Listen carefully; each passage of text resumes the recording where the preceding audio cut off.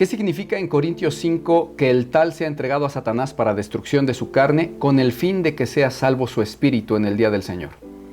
Bueno, mis hermanos, esta pregunta la hace nuestro hermanito Eduardo Aragón y nos dice, una pregunta sin el afán de pelear, pero el capítulo 5 de Primera de Corintios, todo el capítulo, habla sobre un caso de inmoralidad donde Pablo pide que el asunto sea juzgado y que el tal que hizo esa inmoralidad sea entregado a Satanás para destrucción de su carne, pero para salvación de su espíritu. ¿Qué opina de eso? Bueno, vamos a contestarlo, mi querido hermanito Eduardo Aragón. Es interesante, mi hermano, parece que tú te anticipas un poquito diciendo sin el afán de pelear, porque creo que esta pregunta la hiciste en el contexto de los videos aquellos que estuvimos sacando sobre la perdibilidad de la salvación. Entonces yo creo que viendo tú que muchos se metían a contender y solamente a pelear sin dar argumentos y a, pues no sé, hasta a veces hasta con groserías, te adelantas y dices sin afán de pelear, o sea, se ve que tú tienes la duda genuina. Y bueno, se agradece tu manera mansa de preguntar, mi hermano. Vamos a contestarlo, claro que sí. Verás, esa parte en Corintios 5 se refiere a que se le aparta de la congregación al tal. Recordemos que ahí mismo la instrucción final sobre ese caso por parte del apóstol Pablo, su instrucción, dice el verso 13, es que quitad a ese perverso de entre vosotros. ¿Ok? Y por ese hecho es que lo apartan de la congregación, mas no de Cristo. Por ese hecho es que busca el Señor Jesús, nuestro Dios, que el tal quizás se arrepienta y componga su conducta, ya que recordemos que las reprensiones son siempre con la finalidad de edificar y de salvar, de construir, no de destruir, de que las personas anden en buen camino, de que sean salvas verdaderamente. Por eso es que se le aparta al tal que anda sin querer corregir su conducta, diciéndose ya cristiano, ¿ok? Y esa persona que es apartada porque anda dando mal testimonio, al ser apartada por los miembros de la iglesia en lo físico, o sea, apartado de la congregación física, esa persona no ha blasfemado hasta ahí al Espíritu Santo como para perder su salvación irremediablemente. Solo anda en pecado de fornicación. Por lo tanto, podría aún ser perdonada por el Señor nuestro Dios si es que se arrepiente. Pero sí debe de ser apartada de la congregación en lo físico, como el apóstol Pablo lo ordena, y con ello ser entregado a los ataques de Satanás, para que Satanás lo ataque en su carne, para que lo zarandee como a trigo en cuanto a su carne, como lo hizo con Pedro, cuando incluso hasta lo pidió para ello. Y entonces en su carne ese tal va a ser expuesto a aguijones de Satanás, a ataques de Satanás, a enfermedades causadas por Satanás, tribulaciones causadas por Satanás, etc. Para destrucción y ataque de su carne, como lo dice Pablo. ¿Por qué? Bueno, pues porque ya no estaría bajo la protección de Dios, porque está en ese castigo que se le impuso por no querer apartarse de su fornicación. No está bajo la protección de Dios por cuanto anda carnal y no quiere arrepentirse. Entonces ahí el diablo pues le tiene a su merced, a merced de sus ataques.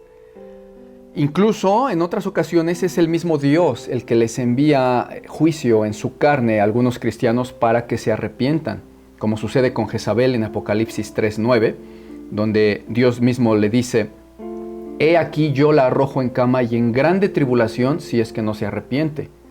O como también en Corintios 11, donde por no tener respeto y consideración los corintios al sacrificio del Señor Jesús, cuando estaban conmemorando la cena del Señor, entonces Pablo dice que acarreaban condenación para sí mismos.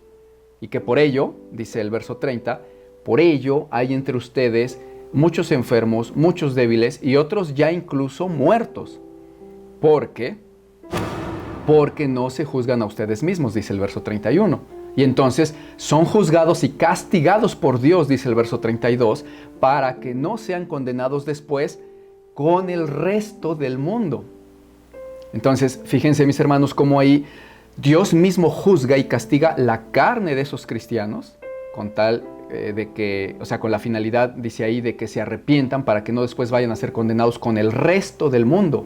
Así dice literal la frase, para que no vayáis a ser condenados con el resto del mundo.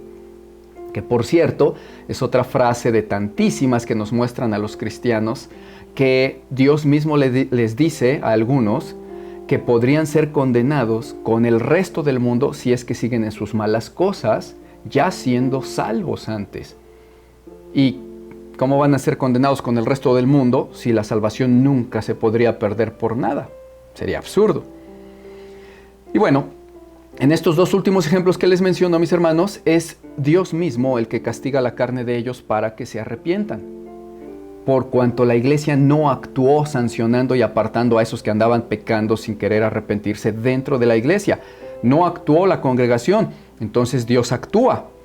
Pero en el caso de Corintios 5, Pablo ordenó que la misma congregación actuara apartando al tal. Y entonces ahí ya es Satanás el que llega y atenta contra la carne del tal. Pero también en ese caso, incluso, como lo dice Pablo ahí mismo, la finalidad es que su espíritu sea salvo al final, si es que se arrepiente. Como lo dijo también en Corintios 11, donde Dios mandó enfermedad, para que no sean condenados con el resto del mundo. O sea, Dios todavía da una última salida para que se arrepientan aquellos que andan abiertamente en pecado y que son de Cristo. Esas disciplinas que manda son para que se arrepientan. Y así no vaya siendo que la muerte les sorprenda andando ellos en pecado y les caiga condenación. De esa manera, entonces, apartándole de la congregación al tal y entregándolo a los ataques de Satanás, dice ahí que su carne será atacada y destruida por Satanás, esperando que esto sirva para que su espíritu sea salvo, o sea, para redargüimiento de él y para arrepentimiento. Y ya entonces, si se arrepiente, pues será perdonado y seguirá en esa salvación que aún no había perdido hasta entonces, por cuanto no había hasta entonces blasfemado al Espíritu Santo, lo cual es el único pecado que nos podría hacer perder la salvación, blasfemarle y afrentarle, apostatando de él y renunciando a Cristo, yéndose al mundo. Y la evidencia de todo esto que les digo, mis hermanos, es que Pablo en su segunda carta, en el capítulo 2, habla de ese tal fornicario y dice que ese tal ya se arrepintió y que por lo tanto no tienen por qué tenerlo como enemigo, que lo reciban en amor porque también Pablo ya lo perdonó y que ellos también deben de perdonarlo puesto que él, el tal, ya se arrepintió. Dice ahí en el verso 2:6 de su segunda carta, le basta a tal persona esa reprensión hecha por muchos, así que ahora debéis perdonarle y consolarle para que no sea consumido de demasiada tristeza, por lo cual os ruego que confirméis el amor para con él. Ahí se aprecia cómo efectivamente los ataques del diablo sirvieron para redarguirle y para que él regresara humillado a pedir perdón a la iglesia y pues ya a seguir en esa gracia de Cristo, la cual, vuelvo a insistir, aún no había perdido. A diferencia de los otros casos en donde al voluntariamente apartarse de la congregación e irse al mundo a pecar, voluntariamente, dice en Hebreos 10:29, ahí sí ya renunciaron y blasfemaron al Espíritu Santo. Y ahí sí ya no hay más sacrificio por sus pecados, porque voluntariamente se fueron y renunciaron, afrentaron al Espíritu Santo de gracia. Y no es que se fueron separados por disciplina, como en el caso que mencionas, mi amado hermanito Eduardo, y que ya acabamos de tratar, donde el tal solo pecaba de fornicación, mas no de blasfemia o rechazo al Espíritu Santo apostatando. Amén. Bueno, pues espero que haya quedado claro. Y en función de estos temas también de la perdibilidad de la salvación, vamos a contestar otra pregunta muy importante.